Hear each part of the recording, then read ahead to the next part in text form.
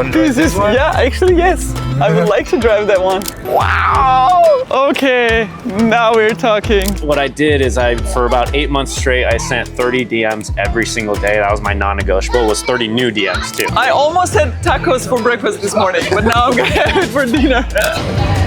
Very good. Oh my god, that's spicy. I was like, no, that's not spicy, just a little. And you said, yeah, you can grow the audience, but at some point your audience becomes so wide Yeah. that it might start hurting your engagement. So, this is our first morning in San Diego. We already had breakfast and walked around the neighborhood. So right now we're gonna pick up our rental car. Yeah, you know, do groceries, settle in our Airbnb, do some work today. So today's gonna be the first chill, fully relaxing day since we started traveling. So it is a really good time to kind of catch up with some of the work that has piled up and also kind of relax a little bit before the craziness continues.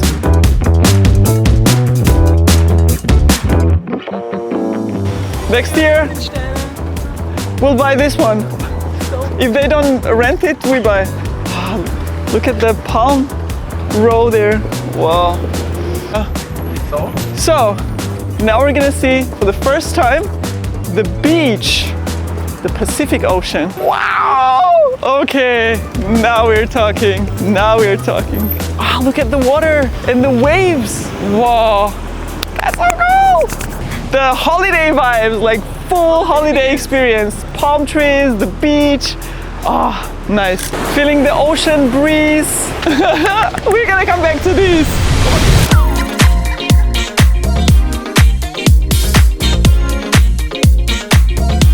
Okay, so I use these type of moments to think about what can motivate you to work harder and to create the financial freedom, because everything that I'm seeing now, everything that I'm experiencing right now is an imagination of what it could be when I was a little girl growing up in Georgia. Like, this was far beyond any wild imagination that I had about my future. A lot of people say it's not about material possessions, it's not, things like the cars and houses that make you happy.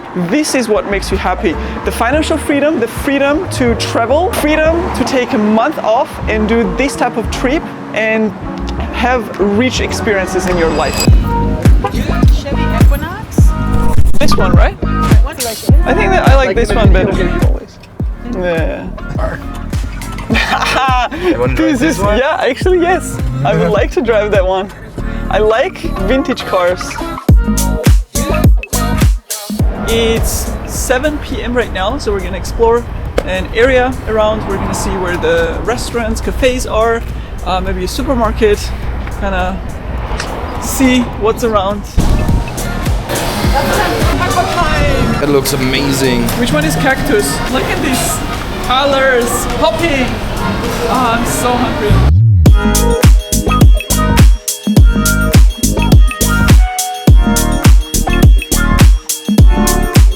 So we're driving right now to Del Mar. We're gonna be meeting a fellow engineer and tech influencer. She lives here, so she basically suggested to meet up for a coffee.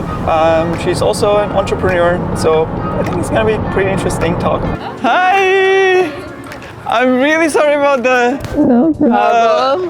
hi. Verspätung. Welcome to San Diego. Hi! Thanks. Yeah, You have 3, right? Like yeah. Linda. I have 2 sons and this is my princess. Oh, she's the oldest? She's the youngest. You are doing only short form content, right? Correct. Yourself. Yes. Because we have been doing only long form Yeah. for 4 years. What was the growth like for you? So like how long did it take for you on Instagram to, I don't know, hit 10,000 Yeah. and the first 100,000, and what was the growth trajectory? It's also about whether you prioritize growth or you prioritize something else. So in the beginning of my content creation, I really prioritized growth. And I prioritized growth until next year when I reached 300,000 on both Instagram and LinkedIn. And after it, I said, I'm done. Like, I am not prioritizing growth anymore. Like, I used to have a spreadsheet of like, oh, this year I want to achieve 100,000. Yeah. Here's my breakdown by every single month. And then I would track actual versus target. Yeah, I will find the deviation. I will be like, I am falling behind here on this month by 2,000 followers. Well, guess what? I need to recreate maybe one of this viral posts from the last month, and I need to post it. So if you prioritize growth, you will find how to achieve that growth, right? Like if you set the target. I remember we actually touched on this when we met in Vienna, and you said, yeah, you can grow the audience, but at some point your audience becomes so wide that it might start hurting your engagement. So that's where I also realized, like, what's the point of growing audience and maybe like going so wide? Like, what am I going to do with this audience, right? Yeah, the advantage of having a lot of accumulated followers is that other people view you differently. Let's say specifically for like Instagram or for LinkedIn, the number of likes, let's say for somebody with 50,000 followers or 1 million followers, probably the same. The reach is probably the same. So, which means that like growing more of the audience is not going to really grow your reach. So what you really need to, at this point, prioritize is how do I create a good, engaging content? For me, I don't put myself, oh, I have to create content, oh, I have to grow my channels. No, really, I don't have to. Like, what's the purpose? It helped me to get where I am now. I can submit, let's say my talks to conferences will reach out to me. Nothing is going to change. I'm just going to stress myself out and take myself out of maybe achieving the next step, still being in this hamster wheel that I already mastered. So what is your motivation now to keep creating content? Well, number one, money. Brand deals or? Brand deals, And sometimes I'm like, okay, I have 2 brand deals coming out. I guess I need to create at least 2 videos that will not be Which is good because you have built a machine already. You have invested so much time. So for someone external, it will be like, oh, brand deal, you just get X amount for a small video, but you can do that because you've created this machine. So why not utilize it? No, not to utilize it. And the ways it's like an ATM, like, oh, I need, extra blah blah, let's create another video. 1 month ago, I was like, I want to go to Europe. Okay, if I'm going to go to Europe and to Lebanon, I better come up with the money for it. So I was like, you know what? I'm going to reach to some of the partners that I worked in the past, and I told them, hey, would you like me to make a video? So I was like, okay, I'm going to go on this trip only if I will make the money for it. And you know what? I love that. I got the money, so I went on the trips that I didn't plan, but I was you felt good about it. I felt good. I was enjoying because I was like, oh, I made money out of nowhere. It never existed. Why not to enjoy myself, right? Wow, I love that framework. I'm gonna use that actually. What do you think companies or what was AWS or Databricks now optimizing when they're thinking about content? Like, are they optimizing for, creating this massive amount of following, or is it something else that they want to get out of it? At the end of the day, they optimize for bottom line, is how all of this drives for them return on investment. When are we going to get money back? When are we going to? Why do we need to invest, let's say, $200,000 in YouTube? What is it going to bring us? So you have to figure out how to justify this investment, and at the end of the day, it's leads, it's sales, it's conversion to product. At the end of the day, all of these tech companies, they want to see that their revenue is growing. The number of followers is growing. They are not in content creation business.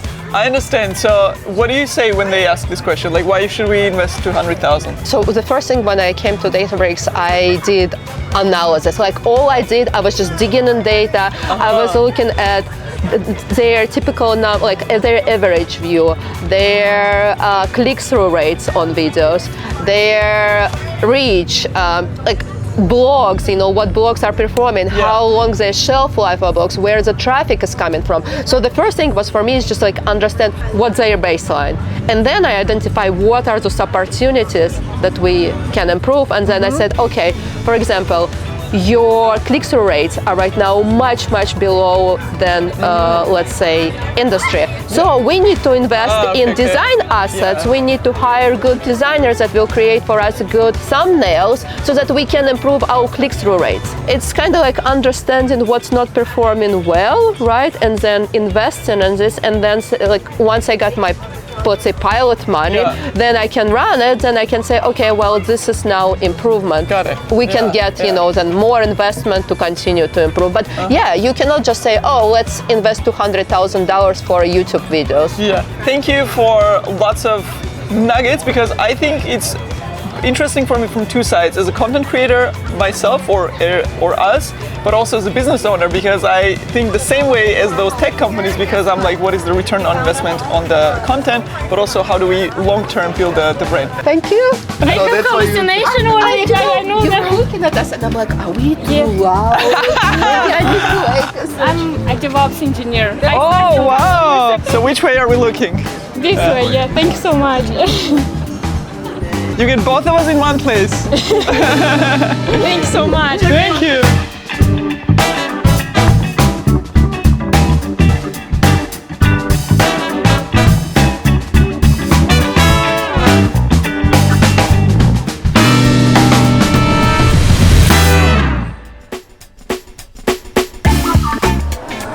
Perfect for my deep work sessions. What you got?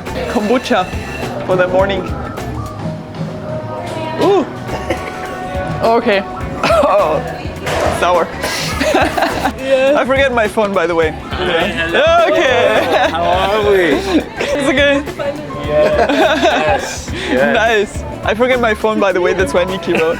We're here with Andrew, and we're going to talk about a bunch of interesting stuff, which is interesting for me as well, and also kind of pass that knowledge directly to the viewers. So basically, there are a lot of topics that I want to address. One of the most trendiest ones is content creation, some of the strategies, because we have become a media company for the last 3 years, and we're moving more and more into the direction. Even though we're engineering, like IT education company, we're doing a lot of media and content production. So a lot of amazing tips and knowledge that you have on that, but also like generally the entrepreneurship mindset, because you have worked with really big names, really big brands. So I want to kind of extract some of the knowledge from you. How did you get to work with such a because if someone is watching, I also have the skill, and you know, I do videography or I do whatever other craft. How do I work with David Meltzer, or how do I work with Ed Mile? Like, how do I get to work with such people? Like, what did you do? Tell me. Tell us the strategy. Yeah. So funny enough, this tattoo right here I got after I got this. Is "Make Your Own Luck." Because when I got with David Meltzer, people would always say like, "Oh, you're so lucky. You're so lucky. You get to work with lucky this guy." you. You can work with such an entrepreneur. But what I did is for about 8 months straight, I sent 30 DMs every single day. That was my non-negotiable. It was 30 new DMs too, like new people that I had to search for, look for, find that I wanted to work from or learn from. And then from there, I would just send them a simple DM saying, "Hey, I love your work. I love this and that about your page or what you're doing. And if you ever need any photo or video help, I'd love to help you. Let me know." What was your motive? Like, how did you think that eventually someone would reach out, or like, did you expect that some of those people will reply? I didn't know, honestly. I wasn't sure. I just knew that like there was a giant opportunity in content, and social media was becoming more and more important than ever. And all these people, I was just like, because I had worked around. I mean, I was doing it. I mean, my mom was a professional photographer when I was growing up, so I had a camera in my hand since I was like 12 years old. So like I knew my way around a camera, and I knew it. And I tried doing some weddings. I tried doing banquets and events and stuff like that. I tried doing. I mean, I was working with some really big YouTubers back in the day, or actors back in the day, or music video, like all types of water bottle companies. Like I started gaining a lot of traction in different areas. But then when I started to niche down into like, okay, the people I really actually want to work around are these big entrepreneurs that are building personal brands or building the brands for their companies. And that was really what I started to lean into, and I didn't really know. It was just like, if I send enough of these, like eventually somebody's gonna start reaching out. And it did start to, you know, bring in just traction from all these different brands and companies, and like started reaching out to me. And so I was like, wow, okay, like this is working. And really I started it out of a need, because 1 month I'd be super busy. And it's when I learned to work the difference between working on the business and in the business. I was working too much in the business, and I would get super busy. I'd be recording, editing, you name it, for like 30 days straight, and then I wouldn't do anything for my pipeline, and there I'd be super so it was dry. fulfillment, and then we were like, oh, I need new customers. And then from there, I would start to try to sell, and try to catch up. So for me, I was like, okay, what's the minimum? I know if I can spend an hour and a half every single day just sending 30 DMs, finding new people. Like even if I'm full and I'm editing and I'm filming a whole day, I know I can do that. And so that was my main non-negotiable, to make sure the pipeline was always full. And that's when I started to just gain more traction, momentum that even I couldn't even handle yet, you know? So it actually brought in the pipeline and kept it more consistent. I mean, probably over 500 to 1,000 of those people never responded or opened it, right? Like I was just like planting seeds every single day. So it was like a formula. I like to see this type of stuff as formula. It's not personal, it's just statistics. Like I'm gonna send this many DMs, this many people will respond, this many will close, and that's it. That's the pipeline. It was just like, let me just plant these and see what happens of it. And then I looked at it from the standpoint of, okay, last time I did this, I did my own agency, and I was trying to pull, you know, monthly retainers for people, and like, oh, I can do this content for you. But the majority was like, I didn't want to say no to the people that I also wanted to help, but just couldn't afford my services. So I was like, what's a product for them that they need? So I made a low ticket subscription model where I put in all my AI, all my templates, all my strategies, how I've been able to scale over 500 posts a month single-handedly, no outsource stuff. So what is your strategy? Give us some tips. Give us some tips here. Give us some teaser for that. So a lot of it is learning what to scale. And today we're in much more of a data game than ever. Currently I have, like, for instance, one method is I call the 3-stack content method. So I start with the most scalable content first, which is written. I actually have an AI bot that's proprietary to ours. We call it the Swiss Creator Bot. But I basically trained this thing on the past 10 years of everything I've learned and put it all in here. And now it breaks down to 4 pillars of building what I call brand equity. So a lot of people just try to chase all these different likes, views, comments, money, whatever it is. But at the end of the day, no matter what brand I work with, I'm looking at the goal is brand equity. Like your brand becomes an asset in the marketplace that holds value in the marketplace. But essentially at the end of the day, I look for sentiment. If somebody leaves a really long comment on something, no matter what platform, I know it impacted them on a deeper level. If I get DMs and messages from this one piece of content, I know that one hit them at a deep level. Because there's a book called 1,000 True Fans, and basically it says that you can create a living for the rest of your life off 1,000 true fans. So I'm looking for who are those 1,000 true fans that I can build, not just followers. 10,000 of the right views could change your business forever. You know, so it's like just finding the right target demographic, because once you start to niche down, you're talking to a smaller audience. So people get scared when they niche down. They're like, oh, my videos aren't doing as much views and everything else. But I'm like, look at the people that you're attracting. Are they the exact target demographic that you're looking for? If so, then lean into that. What does your sales funnel, let's call it, look like now? Well, it's different with the different. So as far as content goes, there's top of funnel, middle funnel, bottom funnel content. My top of funnel is all the written short form stuff that gains all the views and puts me as an authority in the marketplace in either content and brand strategy or in the creator economy, right? Or just sharing my story on the personal side of like the people I've worked with and different credibility plays I can have there. I saw those. They were really nice, by the way. Thank you. Thank you. But that just kind of like those things is where I'm getting people to like, know, and trust me before they even get on a call with me. That's the power of the personal brand, is they feel like they know you before they've even met you. That's where organic content is actually really exactly. So it's all organic, and it all funnels straight to the Academy About page. And from there, then what happens? They're able to just go in there. I'm offering right now a 7-day free trial to people. Because I'm telling people, like, literally, this is how much I believe in the product. Is just try it out. I'm like, get in there, and I'm even telling people, because literally the people that can't afford, they actually can't afford it. I'm like, go in there, do a 7-day free trial, get all the curriculum, download all the templates, download the bot, everything, and then cancel it before your trial's done. You get 80% of the information there, like 80% of it, and you never have to pay a dime. And I want there to be no resistance there. How can you make it a no resistance offer? Or the main thing I was looking for is, how do I make this a no-brainer offer, where people are like, this is a no-brainer. So there's no risk for me. I can just do a trial. And even with the price point, because I started a low, it's a $97 a month subscription. But the amount of value, I wanted people to feel instantly that they're getting over $1,000 worth of value. Because I knew warm market, or I guess word of mouth marketing is still some of the best marketing in the world, because they tell the people to come in here because they're like, this thing is so awesome. And like that travels fast. And so most of the people, like there's a lot of people in there I've never met in the academy that just sign up, and I get to meet them first on this call. And I'm like, wow, hi, what's up? And then, you know, from there I can chat with them and everything else. But from there, it was just positioning it in a way that solves their problems first. So I know anyone that's doing their own content, they could use everything in there to organize themselves better, to be able to use AI to leverage it for pre and post production. Just to be able to scale on the right foundations. Like the brand equity, the 4 pillars are just really important. The 4th pillar was the funnel. And I think a lot of people miss that, especially with brands and businesses and podcasts, especially right now, that have nothing to do with their business, but they're spending all this time and money on it. So it's just really understanding the fundamentals. Thanks so much, Andrew. I think this is extremely important, especially combining AI and doing more, not only for entrepreneurs, but anyone who does content. So thank you a lot for those insights. Thank you. It's such a pleasure. And you guys got to come back to San Diego some more. Yes, I think we will definitely, because I love it here. We can do podcasts all day, like on open, you know, cafes and stuff. Awesome.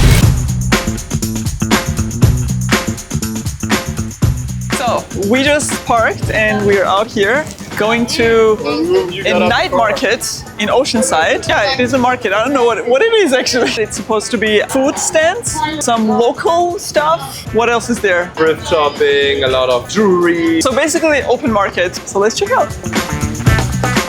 My first mission is to find a food stand with some Mexican tacos. I almost had tacos for breakfast this morning, but now I'm gonna have it for dinner. And you can smell a beautiful mix of empanadas, like a grilled meat, Nutella, and some cookies. What you getting? I have no idea. There's beef inside and some spicy sauce. Okay, Red sauce. I have no idea what it is. That's how it looks like. Oh my god, that's spicy. I was like, no, that's not spicy, just a little. We should have asked what we're eating. But it's tacos, but it's not No. some rice or... Yeah, tamale. Fresh tamales, handmade. I think this is like a porridge filled with beef in sauce, wrapped in a corn, whatever, weird stuff. Tastes really good. Let's go. Every following bite was even spicier. Course number 2, gyoza. From the nice man here. So, let's do it. Taste test. Yummy. Wow, that's crispy. That's good. What does it taste like? Like gyoza. Here we go.